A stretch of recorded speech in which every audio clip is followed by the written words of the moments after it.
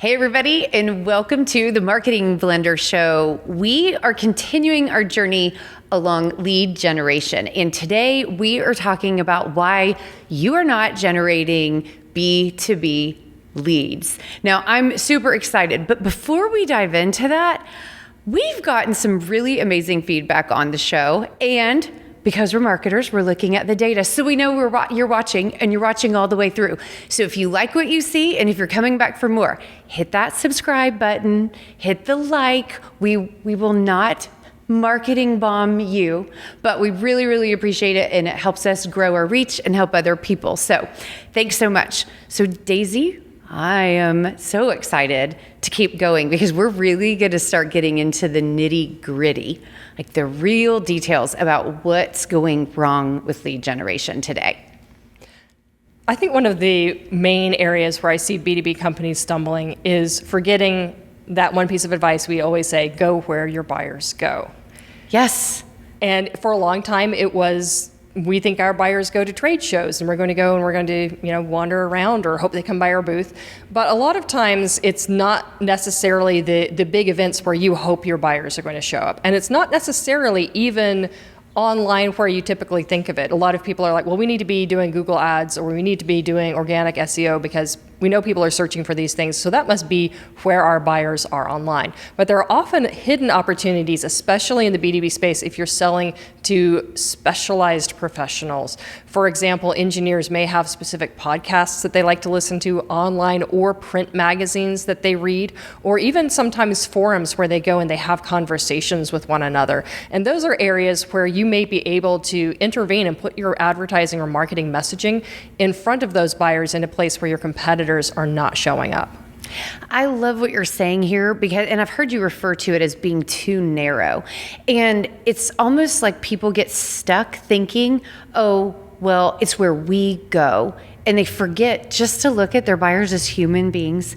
Where are they going for inspiration, for conversation, for research, for intelligence, for progress?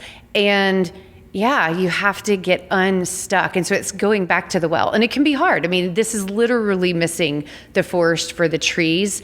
But yeah, there's so many places to show up where your humans are. So I really, really love that one because I agree that it's just too narrow. They're just not going all the places that their buyers could go and could derive value from. So the next one I have on here is not having something important to say. Now, we talk a lot about messaging on this show, but this is so critical. Now, I want you to remember, we are talking about lead generation. In leads, we're just trying to get a conversation started. You're not trying to close a deal in lead generation, but we see this so frequently where people want to talk about the nitty-gritty details and why them and why they're special, but it's too early, and so they're not saying anything provocative that gets people to actually pay attention and want to have a conversation because you're already lecturing them, and that's not a good conversation to be in. Yes, and we do advocate for thought leadership, but it needs to be done in the right way. So for brand awareness and for demand generation, thought leadership plays a significant role. For lead generation, you do not get to talk about what you want to talk about. You have to talk about what your buyers want to know about. And that should be the driving force for if you're doing a webinar, if you're doing a workshop, if you're booking a speaking engagement at an expo or a conference. It's not what's the thing that's going to make me look the coolest. It's what's the biggest problem that I can solve for the people who are going to be in that room. Yes, and I find that the curse of knowledge really hurts people in this because they get too smart for their own good, right? They want to share their deepest insights, but it took you decades to develop those deep insights, and people that are just right now creating awareness around their problem, they're not ready for that. And so you've got to be highly aware of what they refer to their problems as and how they view it. And it's interesting because one of the other ways that you can think through this is as an exchange, right? Like everybody understands that at the end of the deal, when you're closing the deal, you're exchanging money for a product or service. But when there's a lead generation situation going on, you're still in an exchange. We're asking people to pay attention. Pay attention. And that means you have to exchange something of interest, which is, helping them progress in their awareness of their problem or their solution so that they then start to spend time with you. So you always have to make sure that you are engaged in a really, really intentional exchange where you're driving value. This ad is brought to you by the Marketing Blender. As you guys know, I'm a fractional CMO, and actually at the Marketing Blender, there's a whole team of us. For a fraction of the cost of a full-time executive, you can hire a chief marketing officer to write your marketing plan, to clean up your messaging and your positioning, and to drive sustainable results. We oversee multiple partners, we help mentor team members, and most importantly, we build a marketing machine that will drive results for your company for years to come. If you're curious about what this looks like, and some of our engagements go from a couple months to a couple years, check out themarketingblender.com. To that point, it's not enough just to provide value in whatever it is that you're saying, whatever tool or asset or session or workshop you're delivering. You have to give people a clear next step. It's easy to deliver a lot of value in the room and not remember that people don't know what to do next. This is actually a conversation I had today with a client who's developing a tool that they're going to be driving leads through on Google Ads. And it's a great tool, but we had to have a conversation about, and then what? Because you can give people the tool, and if they don't know, because you've reminded them and you've put a next step in front of them that you can help them use the tool and they should turn to you for advice, they might very well go to your website, download the free thing that you're offering, and then go hire a different consultant to help them use it, just because you didn't take the time or remember that people don't always think the way you believe that they will, and you need to make sure you've given them a clear next step and given them a clear path so they don't have to try to figure out what that should be. And that's a great point. It's at every single touch point. Your calls to action should never be learn more, click here, or just a phone number or a URL. Like, give them a reason to progress where they know what that is. So spot on. Okay, another one about why people are not generating B2B leads. And this one, we have a lot of fun with this one all the time. People just want to talk about their stuff and they don't think about what people are actually buying. And so, for instance, buy my stuff. It's very salesy. You want to talk about why your mousetrap is better. You want to talk about all of the technical details about why you are better, but they're not ready for that again. And you've got to think about what is behind the purchase, because no one in the history of business to business ever randomly went, you know what? I think I'm in the mood to buy some ERP software. That just sounds fun today. Or maybe I'm just going to buy some logistics services. Man, I've got an appetite for that. No, never happens in B2B. And what's behind that is efficiency or productivity or success or frustration or whatever. But people getting clear about what they're actually selling, which is not their product, is super, super important in lead generation. They just need to get out of their own way. I think it's an important point, and this is something that I like to remind businesses about all the time. Value is defined by your customer. Amen. Yes. And the market is not fair. It doesn't matter how much effort you put into it. It doesn't matter if it's a family-owned business you've had for 30 years. It doesn't matter if you're better than the competition. None of that actually matters if your customers don't see it as something that has value to them. And this is something that we see playing out when people are either putting their offer in front of the wrong audience. Of course they don't value it. They have no reason to. Or they are not making it clear what the value is to the correct audience, or they're not building enough trust to engage that customer with a conversation around value. There was a story that was going around on LinkedIn about a concert violinist he sells out concert venues at $100 a ticket routinely. And he went and he played in the subway for a day, and he made like $30. And everybody in the comments was like, oh, the peasants, they don't understand the value of this beautiful music that's being played. And I had a counter argument to that, which was actually he went into a noisy environment and he made more noise. He wasn't providing value to the audience. So it wasn't just about, find your audience that does value what you have. But if you have an audience that's telling you No, it's because they don't see the value. It's either, again, because you're presenting it to the wrong audience or because you're not doing it in the right place and at the right time. I love that. And for all those people in the fancy audience that would pay for that money for those tickets, there's different agendas there too. It's the night out. Maybe someone is a connoisseur of that type of thing. Maybe they play, so they have a heightened appreciation for what it takes.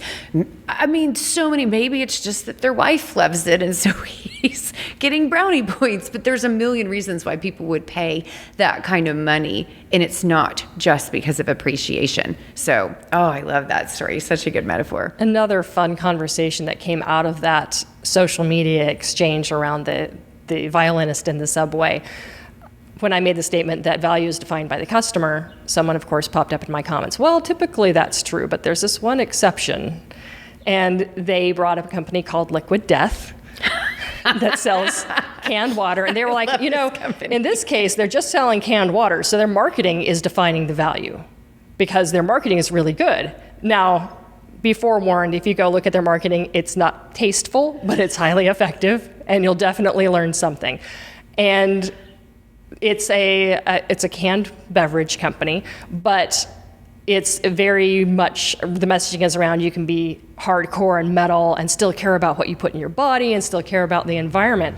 And so I just had to respond, it's proving the rule and not the exception to the rule, because what they're selling is not canned water. That's the vehicle for selling community and tribe and a sense of belonging, and we get who you are. And that's something that has massive value to their customers. Absolutely. And value is defined by the customer. That's right. They created a product that landed in a very interesting and unique spot where they had their customers that value humor and entertainment and edginess, and also what they put in their body. And so that's interesting, and they literally don't have to sell their product because they created something in a way that people are going to want to buy it, and they convince themselves on their own, which is when marketing is doing its job.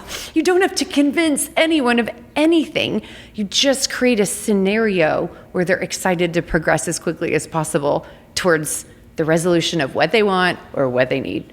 And so fun. Again, marketing is not about making people want something they don't want. It's offering them something they want and making it easier for them to say yes. Oh, okay. Just so you guys know what this crazy face is right now is I so much want to chase that squirrel. Next month, we're going to be doing an entire series on sales and marketing alignment where it is a much deeper dive into the sales pipeline. It's really hard for me to stop on that point right now, but we're going to go ahead and do it. So, okay. A couple of different things I wanted to unpack really quickly is you had mentioned the wrong people or the wrong way. Now, we see this frequently around buyer personas. A lot of times people don't take the time to think about their targeting and then align specific aspects of their message with the market in a particular way. But honestly, you guys, if your targeting is wrong, of course you're not getting leads. Even if your messaging is good, if you're in front of the wrong people or if you're misaligned around messaging to the wrong influencer or the wrong decision maker, no leads because they can take no significant action on that. This ad is brought to you by the Marketing Blender Lab. Marketing is hard for everyone, but small businesses are stuck with small budgets, not enough time, and too many options. SEO, social, paid ads, email marketing, live events. How do you choose where to focus? These are the top challenges I hear from entrepreneurs. You keep getting generic marketing advice that doesn't apply to your business. You've watched tutorials and tried a bunch of tactics that didn't work. You still don't have clarity on what you should focus on to get results. You don't have enough time to get marketing done, and maybe you've worked with freelancers or agencies that have let you down. You can get expert advice and start making real progress. The Marketing Blender Lab gives you an affordable way to work with an experienced chief marketing officer and finally get a handle on your marketing. We help you figure out how to reach your target audience and get more customers, what to focus on so you stop wasting time and money, and how to delegate effectively so you don't have to do it all yourself. Join me in the lab and let's figure out how to grow your revenue faster. So I'm so glad that you brought that one up, kind of tucked inside of one of your other points, because I think that targeting component and just focusing on the wrong people or accidentally being in front of the wrong people is really important. I see that a lot with startups who have figured out how to solve a very significant problem, but it's significant to the wrong person. So it's the end user, for example, and they're making their life so much easier, but that end user works for a boss who does not care if their life is easy or not. So being able to, from the very beginning, what problem are you solving and who are you solving it for? You have to understand if you're solving it for someone who has the authority and the ability to actually take action. Oh, such a great point. Where does the pain flow and where does the money flow? Because sometimes they're different and you've got to make sure to connect those dots. Okay, so that brings us to, I want to help people troubleshoot. So if they're thinking, okay, you guys just threw a whole bunch at me, how do they troubleshoot their specific scenario of why their lead generation is not working? It all comes back to understanding that you're testing offers at every stage, and you need to find out where are people saying no. And that, early in the funnel, most people are saying no. Funnels are this shape for a reason because you narrow it down by who says no. But there are going to be areas in there where you can highlight, this is off target in terms of industry benchmark, we're underperforming based on what we would expect to see here, or we're getting strange responses, or we're going from excitement to apathy. And those are the areas where you want to target for improvement. I love it. And one of the other things I want to add is I love simple. I love simplicity. However, you can oversimplify things because sometimes marketing is complex. And you guys, especially when you're tracking human behavior and you're trying to find a story in the data, there is complexity. So you actually do need to slow down and think about what are the variables that you could tweak and test, to Daisy's point, that can help you optimize. So just to give you a couple of examples, and you need to unpack your own, but is the messaging working? Is the targeting working? Is the creative, meaning the appeal of the first couple seconds, the visuals working? Is your call to action working?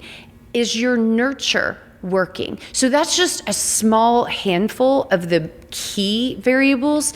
Placement, she mentioned earlier, are you in enough places? Have you brought into that ecosystem enough to capture and maximize your total lead generation system? So making sure that you're thinking through the variables and that you're testing them and optimizing them one at a time, and not oversimplifying, not just saying, oh, that doesn't work for us, or no, we've tried that one time before. You really need to make sure that instead of saying, does it work or will it work, you're asking, when will it work for me? Because if they did the work of going where their buyers go and they really thought through that component, it is when will it work.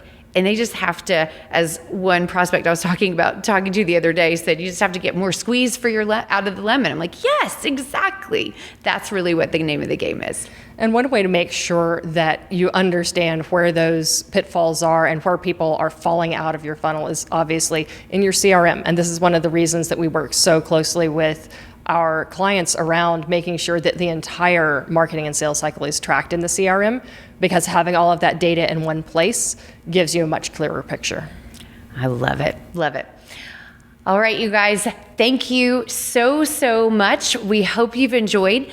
Couple different things. We are going to post some lead generation tools in the notes, so make sure to check those out. And again, subscribe if you like what we're saying, so that we can give you more. And we love your comments. Please keep them coming, whether they're through our DMs or through the comments, so that we know more of the content that you guys want to hear. We'll see you next time. Onward and upward. We hope you learned something today that will help you succeed with your marketing. And if you liked what you heard, definitely give us a thumbs up and a subscribe. Don't forget to check the show notes. We're sharing free tools and resources there. And you guys, we would love to hear your comments. So drop one in or send us an email, and maybe we'll use your topic on a future show.